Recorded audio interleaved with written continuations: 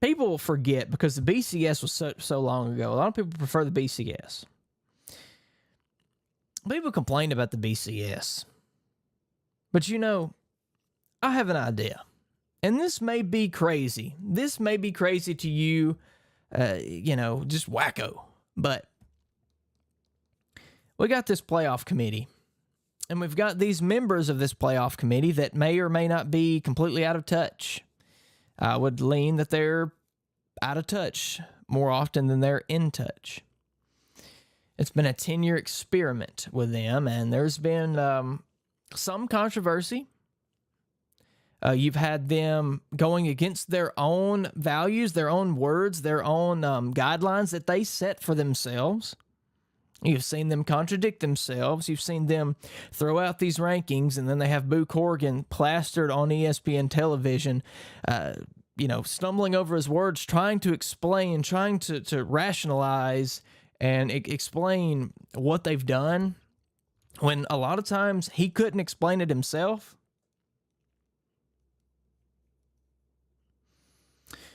Why don't we do this? Let's do away with this playoff committee. Let's have the 12-team playoff. If we have to have a 12-team playoff, let's do this.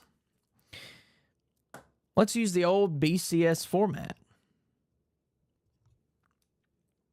We still have the AP poll. We still have the coaches poll. Now, the BCS used the coaches poll along with computer models, right? Computer composite models. All that thing, all these analytics and math problems and statistics and this and that all got put together that determined the BCS bowls, and the number 1, the number 2 teams who would be playing for the national championship. That's how we had it for a pretty good while.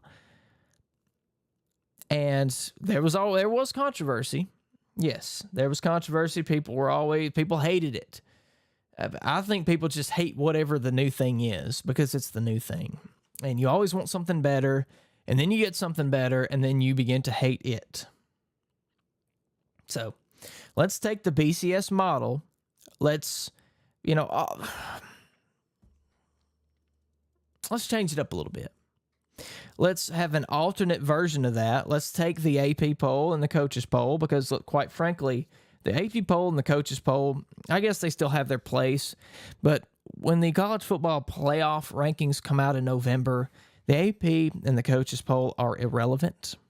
Let's take the AP poll, the coaches poll, and use all these new analytics and all this computing power that we have in 2024. And I've got something else to add to this, but I'll hold that for just a moment. Let's take, like I said, AP, coaches, computer models, analytics, all those things, this computing power that we have in 2024.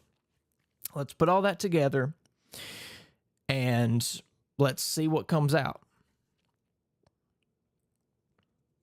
Let's see what comes out. And we make a playoff based on that. And if you've been focusing any amount of time on social media, on the internet, you've probably heard of this little thing called AI, artificial intelligence. It is something that's rapidly advancing. It's something that's becoming a reality. Something that was in science fiction now is, quite frankly, a lot of things today or science fiction 30, 40, 50 years ago. But AI, maybe at some point you introduce artificial intelligence in here. You let them, have a little piece of the model. Let them see what they think about it. That could end tragically, but it could be interesting. Because you still have a human aspect of it. You have an analytical aspect of it, and then you have a computer artificial intelligence aspect of it. Put all that together. Look, the sport is changing. Look at what the NFL's doing. See, the NFL for 10 million years has had, just like with all other forms of football, from college, high school, on down to Pee-wee, these chains, 10-yard chains to determine first down. We're in 2024 still using chains, still using a chain gang to measure are down in distances.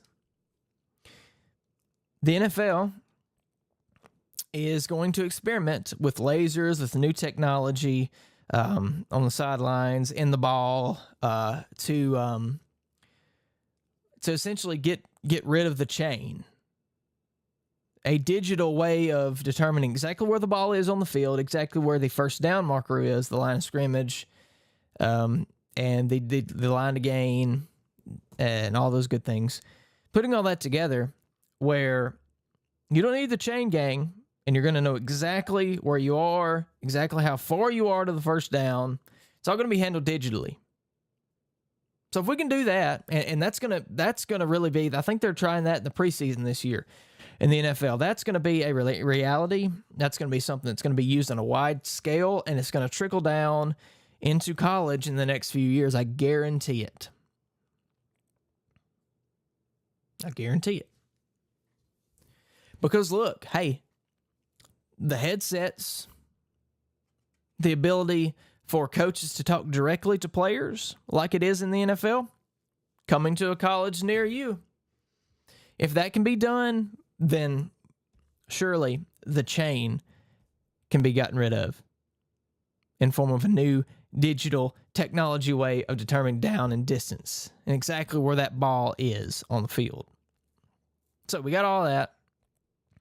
Why are we relying on a group of people that may or may not have a clue what they're talking about that are determining who's going to play for a national championship? Now, I will say this. In a 12-team format,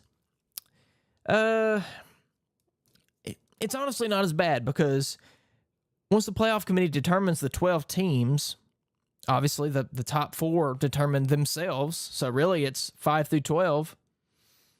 You got your 4 highest conference champions and the top 4 that have the first round bye.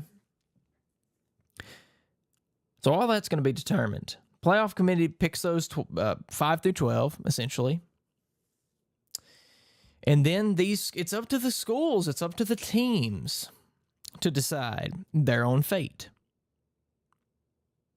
Which is better because when you had 4-team playoff like we had for 10 years, the playoff committee determines those 4, and you had 2 semifinal games and the national title.